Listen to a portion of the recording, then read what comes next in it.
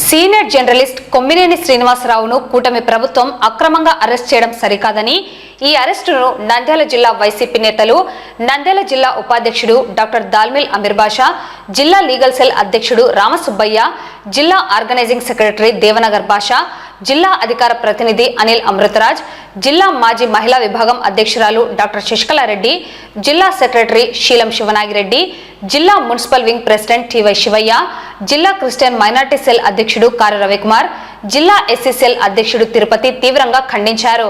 ఈ మేరకు స్థానిక వైసీపీ కార్యాలయంలో మీడియా సమావేశం నిర్వహించడం జరిగింది. ఈ సందర్భంగా వైసీపీ నంద్యాల జిల్లా నేతలు మాట్లాడుతూ కూటమి ప్రభుత్వం కక్షపూరితంగా రెడ్ బుక్ రాజ్యాంగాన్ని మాత్రమే అమలు చేస్తున్నదని, రాష్ట్రంలో ప్రజల సంక్షేమం గురించి, అభివృద్ధి గురించి పట్టించుకోవడం లేదని మండిపడ్డారు. ఇటీవల సాక్షి టీవీ నందు సీనియర్ జర్నలిస్ట్ కొమ్మినేని శ్రీనివాసరావు నిర్వహించిన ఒక డిబేట్ నందు డిబేట్లో పాల్గొన్న జర్నలిస్ట్ కృష్ణమరాజు మాట్లాడిన మాటలను వైసీపీ పార్టీకి, సాక్షి యాజమాన్యానికి, మాజీ ముఖ్యమంత్రి వైఎస్ జగన్మోహన్ రెడ్డి కుటుంబ సభ్యులకు మరియు సీనియర్ జర్నలిస్ట్ కొమ్మినేని శ్రీనివాసరావుకు ఆపాదిస్తూ వారిని బాధ్యుని చేస్తూ ఆయన్ను అక్రమంగా అరెస్ట్ చేయడాన్ని తీవ్రంగా ఖండిస్తున్నామన్నారు. కూటమి ప్రభుత్వంలో రాజ్యాంగం అమలు చేయకుండా రెడ్ బుక్ రాజ్యాంగాన్ని మాత్రమే అమలు చేస్తూ అక్రమ అరెస్టులు, సోషల్ మీడియాలో అనవసరపు ట్రోల్స్ చేస్తూ వైసీపీ నాయకులను, మాజీ ముఖ్యమంత్రి వైఎస్ జగన్మోహన్ రెడ్డి కుటుంబ సభ్యులను టార్గెట్ చేయడం తగదన్నారు. డైవర్షన్ పాలిటిక్స్ ను ముఖ్యమంత్రి చంద్రబాబు, ఉప ముఖ్యమంత్రి పవన్ కళ్యాణ్, మంత్రి లోకేష్ పనిగా పెట్టుకున్నారని విమర్శించారు. రాష్ట్ర అభివృద్ధిపై కూటమి నేతలు దృష్టి సారించాలని, అక్రమ అరెస్టులు సరికాదని పేర్కొన్నారు. వ్యాఖ్యలను పట్టుకొని ఈరోజు దాన్ని పెద్ద దుమారం చేసి సోషల్ మీడియాలో దాన్ని వైఎస్ఆర్సీపీకి ఆపాదించి, జగన్మోహన్ రెడ్డి గారికి ఆపాదించి పార్టీకి సంబంధం అన్నట్టు విపరీతంగా ప్రచారం చేస్తున్నారు. దీనికి ప్రతి ఒక్కరూ, ఈనాడైతేనేమి, ఆంధ్రజ్యోతి అయితేనేమి, విచ్చలవిడిగా సోషల్ మీడియాలో అసభ్యకరమైన పోస్టులు పెట్టుకుంటూ ఈరోజు కూటమి నేతలు ప్రచారం చేస్తున్నారు. ఇది ఎంతవరకు సమంజసమని నేను అడుగుతున్నాను. ఒక సీనియర్ జర్నలిస్ట్ చేసిన వ్యాఖ్యలకి కొమ్మినేని శ్రీనివాసరావు గారికి ఏం సంబంధం? ఆయన ఆ డిబేట్ నిర్వహిస్తున్న వ్యక్తికి, డిబేట్ లో పాల్గొన్న వ్యక్తి ఏం మాట్లాడతాడు అనేది ఆయనకి సంబంధమా అని నేను ఒకటి అడుగుతున్నాను. ఈ ఆంధ్రప్రదేశ్ లో ప్రజాస్వామ్యం కానీ, పత్రికా స్వేచ్ఛ కానీ, మీడియా స్వేచ్ఛ కానీ లేదా? కేవలము ఇదంతా ఎందుకు చేస్తున్నారంటే ఒక డైవర్షన్ పాలిటిక్స్. ఎందుకు? ఏడాది కాలంగా వారి వైఫల్యాలు అయితేనేమి, ఈరోజు ఆంధ్రప్రదేశ్ లో మహిళలకు భద్రత ఉందా? మహిళలకి రక్షణ ఉందా? ఈరోజు ప్రతి చిన్నారులని కానీ, మహిళలు ఎవరైనా కూడా వాళ్ళ ఆడపిల్లలను బయటికి పంపాలంటే తల్లిదండ్రులు ఆలోచించుకునే పరిస్థితి ఈరోజు ఉంది. ఈరోజు మనం చూసాం, నిన్న 6 రోజుల క్రితం అనంతపూర్లో ఒక గిరిజన బాలిక సాకే తన్మయ్య అని తను కనపడకపోతే వాళ్ళ తల్లిదండ్రులు ఫిర్యాదు చేశారు. కానీ పోలీసులు యంత్రాంగం అనేది ఎటువంటి వారికి ఆ బిడ్డని వారికి ఇంతవరకు కనిపెట్టలేదు. 6 రోజుల తర్వాత ఆ అమ్మాయి శవమై తేలింది. దీని బాధ్యత ఎవరిది? పోలీసు యంత్రాంగానిది, ముఖ్యమంత్రి గారిది, ఈ ప్రభుత్వానిది. అదే విధంగా మనం చూసాం, గత ఒక 10 రోజుల క్రితమే అక్కడే రామగిరి, అనంతపురం జిల్లా సత్యసాయి జిల్లాలో రామగిరి మండలంలోని ఏడుకురాలపల్లిలో ఒక 9 సంవత్సరం 9th క్లాస్ చదివే బాలిక పైన సామూహిక అత్యాచారం చేసి 6 నెలలుగా అమ్మాయిని హింసించారు. ఈరోజు ఆ అమ్మాయి కానీ, వాళ్ళ అమ్మ కానీ ఆ ఊరి వదిలిపెట్టే పరిస్థితి. ఎందుకు అంటే దానికి సంబంధించిన వ్యక్తులందరూ కూడా టీడీపీకి సంబంధించిన అనుచరులు కాబట్టి వాళ్ళని అరెస్ట్ చేయలేదు. వాళ్ళని అరెస్ట్ చేసే దమ్ముందా మీకు? వాళ్ళని అరెస్ట్ చేయకుండా ఈరోజు డైవర్షన్ పాలిటిక్స్ లో ఏమాత్రం సంబంధం లేని కేఎస్ఆర్ గారిని ఈరోజు మీరు అరెస్ట్ చేశారు. ఎవరైతే మహిళలకు ఆత్మగౌరవాన్ని ఇచ్చి, మహిళల విలువలను కాపాడి, చిన్న బిడ్డ నుండి ముసలమ్మ వరకు మహిళలకు ఆసరా ఇచ్చి, వాళ్ళకి చేయూతనిచ్చి, వాళ్ళకి ముసలమ్మలకు పెన్షన్ ఇచ్చి, వాళ్ళకి మంచి విద్య అభ్యసించేలా మంచి సంస్కరణలు ఇచ్చి చేసిన వ్యక్తి జగన్మోహన్ రెడ్డి గారు. దిశ యాప్ ని, మరి దిశ చట్టాన్ని తెచ్చి ఆ దిశ చట్టాన్ని అసెంబ్లీలో పాస్ చేయించి సెంటర్ లో పాస్ అవ్వడానికి కూడా అక్కడికి పంపించిన వ్యక్తి జగన్మోహన్ రెడ్డి గారు. కానీ ఈరోజు దిశ చట్టం అనేదే లేదు. దిశ యాప్ అనేది నిర్వీర్యం అయిపోయింది. దాన్ని ఏదో శక్తి యాప్ అన్నారు, అది ఎంతవరకు డౌన్లోడ్ చేసుకున్నారో కూడా ఎవరికి తెలియదు. ఈరోజు దిశ పోలీస్ స్టేషన్లు అనేవి నిర్వీర్యం అయిపోయినాయి. ఏం చేస్తున్నారండి గవర్నమెంట్? ఏమైనా చేస్తే రెడ్ బుక్ రాజ్యాంగం అంటారు. అనవసర కేసులు ఎవరి మీదైనా పెట్టి వాళ్ళని లోపల పెట్టడం తప్ప, మీరు అవినీతికి పాల్పడ్డము, అన్యాయంగా కేసులు పెట్టడం తప్ప ఎక్కడ న్యాయం చేస్తున్నారు? మహిళల మీద ఇంత ఘోరాలు నేరాలు జరుగుతుంటే మీరు ఎక్కడ కళ్ళు మూసుకొని కూర్చున్నారు? ఏం చేస్తున్నారు? వాటన్నిటిని మాట్లాడడానికి మీకు నోరు లేదా? 6వ తారీఖున జరిగిన సాక్షి డిబేట్ లో,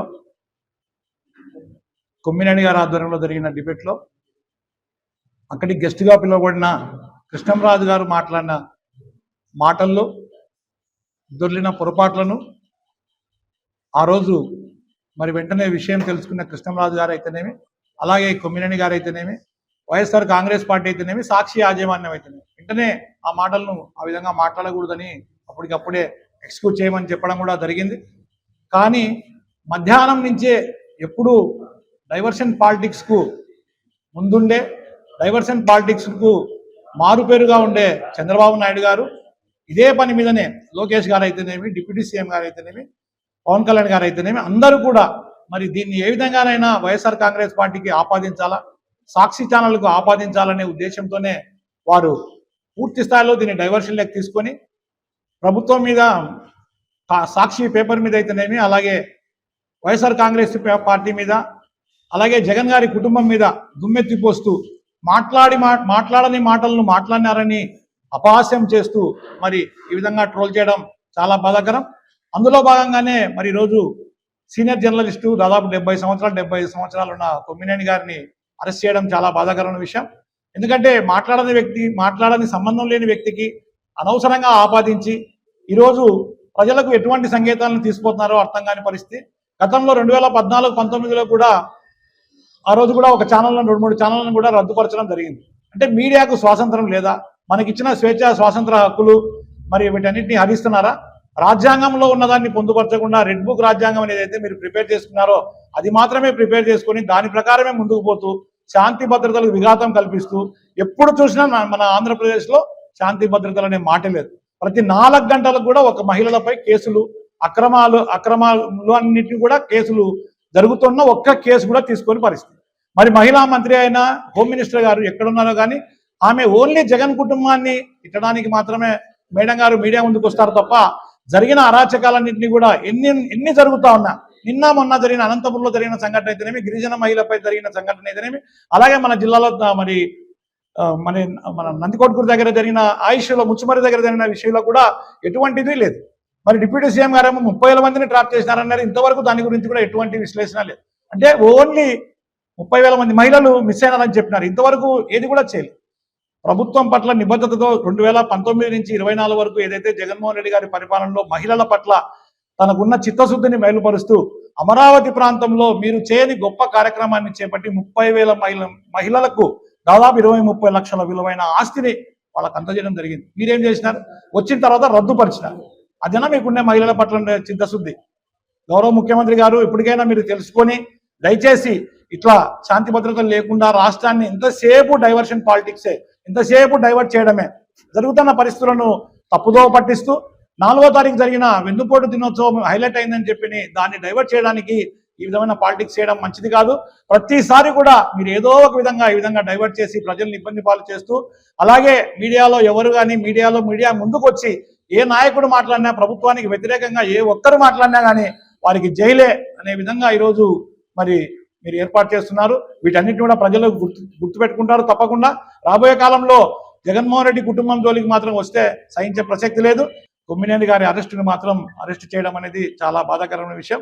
మీడియాకు సంఖ్యలు చేయడం అనేది రాష్ట్రంలో ఇక ముందు మీడియా వాళ్ళు ఈ విధంగా చూస్తే రేపు రాష్ట్రంలో ఏ డిబేట్లో ఎవరు మాట్లాడినా కానీ వారికి కూడా అరెస్ట్ అయ్యేదానికి సిద్ధపడే డిబేట్లో కూర్చోాల్సిన పరిస్థితులు వస్తున్నాయి. కాబట్టి దయచేసి ఒకసారి ఆలోచన చేయమని కూడా ఈ సందర్భంగా తెలియజేసుకుంటూ ఈ అరెస్టును మేము నంద్యాల వైఎస్ఆర్ కాంగ్రెస్ పార్టీగా ఖండిస్తున్నాం.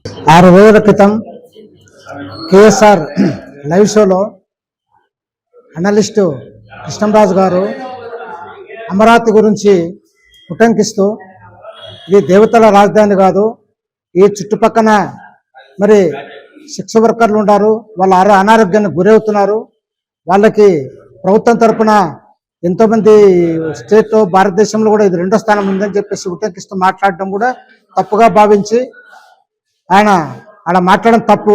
దాన్ని కూడా కేఎస్ఆర్ గారు ఖండించడం జరిగింది. అదేవిధంగా కృష్ణంరాజు కూడా ఆయన దాని మీద వివరణ ఇస్తూ ఆయన క్షమాపణ చెప్తూ ఆ మాట నోటి నుంచి దొల్లడం మీకందరూ బాధాకరమైతే క్షమించమని చెప్పేసి ఆయన మీడియా ముఖంగా రాష్ట్ర ప్రజానికానికి ఆయన ప్రత్యక్షంగా ఆయన క్షమాపణ చెప్పడం జరిగింది. కానీ దీన్ని అదునుగా చూసుకున్నటువంటి తెలుగుదేశం పార్టీ, దాని అబద్ధపు మీడియా మొత్తం రాష్ట్ర వ్యాప్తంగా దీన్ని హల్చల్ చేస్తూ ఈ రాష్ట్రంలో ఉన్నటువంటి సమస్యలన్నింటినీ పక్కదారి పట్టిస్తూ మరి ఈ యొక్క 6 హామీలు ఎక్కడ అమలు పరచడానికి ప్రజానీకం తిరుగుబాటు చేసి ప్రశ్నిస్తారో దాన్ని పక్కదారి పట్టించడానికి ఇలాంటి దుష్ప్రచారాలని, ఇలాంటి గోబెస్ ప్రచారాన్ని ప్రచారం చేస్తూ రాష్ట్ర వ్యాప్తంగా ప్రజా సమస్యలను పక్కన పెట్టి ఇలాంటి ప్రచారాలకే ప్రాధాన్యత ఇస్తూ ఈరోజు దానిలో భాగంగా కొమ్మినేని శ్రీనివాసరావు గారిని మరి అరెస్ట్ చేయడం జరిగింది. ఇది ఎంతవరకు మరి న్యాయమని చెప్పేసి వైఎస్ఆర్ పార్టీ తరఫున మేము అడుగుతా ఉన్నాం. మరి ఇలాంటి అక్రమ అరెస్టుకు మేము వైఎస్ఆర్ పార్టీ తరఫున, నంద్యాల పార్టీ తరఫున మేము ఖండిస్తూ ఉన్నాము. ఇలాంటి దుశ్చర్యలకు వైఎస్ఆర్ పార్టీ ఖచ్చితంగా పోరాటం చేస్తుందని చెప్పేసి నేను ఈ సభాముఖంగా తెలియజేస్తా ఉన్నాను. వాస్తవంగా ఏ ఛానల్ అయినా కూడా డిబేట్కు పిలిచినప్పుడు ఆ గెస్ట్ను నువ్వు ఫలానా విషయమే మాట్లాడాలి, ఇదేం మాట్లాడాలని ఎవరు చెప్పరు. ఒక సబ్జెక్ట్ డిస్కస్ చేస్తారు, దాంట్లో వాళ్ళకి తెలిసిన సబ్జెక్టు అవతల మాట్లాడుకుంటూ పోతారు. దాంట్లో ఏమైనా పొరపాట్లు జరిగితే దాన్ని ఖండించడము, వాళ్ళని ఎక్స్ప్లెనేషన్ అడగడము, వాళ్ళ నుంచి క్షమాపణ అడగడము ఆ విలేకరి చేసే పని. అంతే తప్ప నుంచి పూర్తి బాధ్యత వాళ్ళది ఉండదు. అయితే వాళ్ళ టీడీపీ వాళ్ళు ఏం చేస్తున్నారంటే ఈ నెల 4వ తేదీన ప్రతి నియోజకవర్గంలో వెన్నుపోటు దినమని వైఎస్ఆర్సీపీ చేయడము, అది భారీగా సక్సెస్ కావడము, ప్రజాస్పందన చూసి ఇది ఓర్చలేక ఖచ్చితంగా ఈ మధ్యలో ఏదో ఒక డైవర్ట్ చేయాలని చెప్పి ఈ అంశాన్ని తీసుకొని దీన్ని హైలైట్ చేసే ఉద్దేశం చేస్తుంది.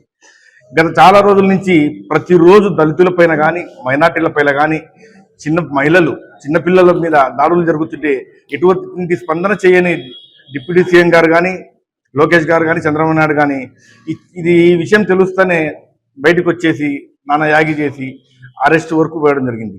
ఈ చేతనైతే తెలుగుదేశం పార్టీ, వైఎస్ఆర్సీపీ పార్టీ నాయకులపైన, కార్యకర్తలపైన చూసుకుని తప్ప జర్నలిస్టులపైన ఇలా అరెస్ట్ చేయడం అనేది ఇది మంచి పద్ధతి కాదని తెలుసుకుంటూ ఈ అరెస్ట్ను ఖండిస్తున్నాం. గత 6వ తేదీ కేఎస్ఆర్ లవస్యలో కృష్ణంరాజు గారు, ఇద్దరు మేధావులు, ఎప్పుడు తప్పు మాట్లాడని వ్యక్తులు, చిన్న తప్పు జరిగినప్పటికీ వాళ్ళు క్షమాపణ చెప్పినా మీరు ఇంత విడ్డూరంగా చేస్తున్నారు. మరి ఈరోజు విలేజ్లలో అమ్మఒడి ఇవ్వక ప్రజలు ఎంతో ఇబ్బంది పడుతున్నారు. 15,000 ఆసరా అయ్యాక ఎంతో ఇబ్బంది పడుతున్నారు. రైతులకు సబ్సిడీ విత్తనాలు ఇవ్వడం లేదు, రైతు బంధు ఇవ్వడం లేదు. మరి ఆ చిన్న తప్పుకు మీరు ఇంత అల్లరి చేస్తే ఈ పథకాలన్నీ మోసం చేసిన మీకు ఏ రకంగా బుద్ధి చెప్పాలో రేపు ప్రజలు త్వరలోనే మిమ్మల్ని వీధిలో తిరగకుండా వెంటాడతారని, ఆయన బుద్ధి చెప్తారని, ఇటువంటివి మీరు జర్నలిస్టుల మీద కక్షలు లేకుండా చూడాలని మేము వైఎస్ఆర్ తరఫున ఖండిస్తున్నాం.